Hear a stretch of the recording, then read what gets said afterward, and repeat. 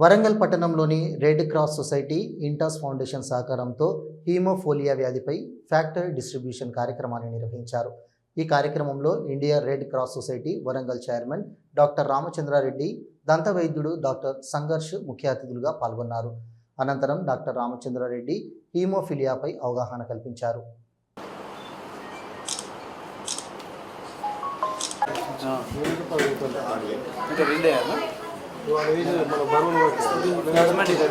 మా దగ్గర ఉన్నది ఇప్పుడు అంటే హిమోఫీలియా కింద 7, 8, 9 మేజర్గా 8, 9 కొందరికి 7th ఫ్యాక్టర్ లోపం వల్ల కూడా ఇది ఇబ్బంది. సో అలాగే దీన్ని ఒక తరంలో రక్తాన్ని ఇన్ఫ్యూజ్ చేయడం, అక్కడి నుంచి మిగతా రకరకాల ట్రీట్మెంట్స్ అవలంబిస్తూ ఈ రోజున ప్రపంచవ్యాప్తంగా కూడా దానికి ఫ్యాక్టర్స్ యొక్క తయారీ అవ్వడం జరిగింది. అవి ఒక ఇంజెక్షన్ రూపంలో వేసుకోవడం జరుగుతుంది. అలా ఇంకా లేటెస్ట్ టెక్నాలజీస్తో ఇన్నోవేషన్ జరుగుతూనే ఉన్నాయి. ప్రపంచవ్యాప్తంగా చూస్తే ఈవెన్ జీన్ థెరపీకి కూడా ప్రక్రియలు మొదలైనవి.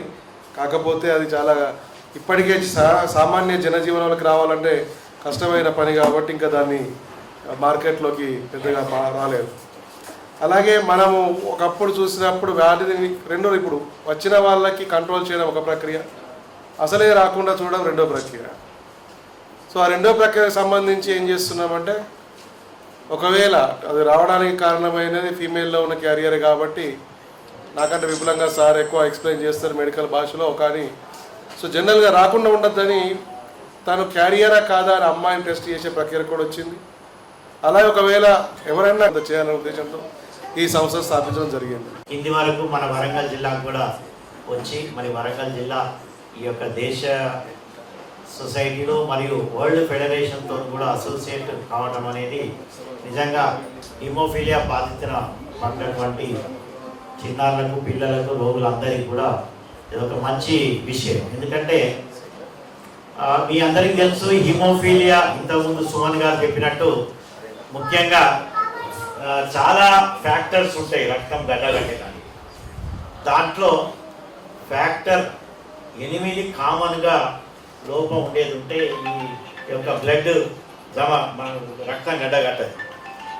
తర్వాత ఫ్యాక్టర్ 9 తర్వాత కొద్దిగా ఫ్యాక్టర్ 7 కూడా అక్కడక్కడ. సో ఈ యొక్క 3 ఫ్యాక్టర్స్ లోపం ఉండేది ఉంటే రక్తస్రావం అవుతుంది. కాబట్టి మనకు హీమోఫీలియా జబ్బు అంటాం. ఇది జెనెటిక్, వంశపారంపర్యంగా వస్తుంది. ముఖ్యంగా మహిళలు క్యారియర్స్ అంటే మహిళలకు జబ్బు బయటికి గలపడదు, కానీ వాళ్ళు సంక్రమిస్తారు కింది జనరేషన్స్.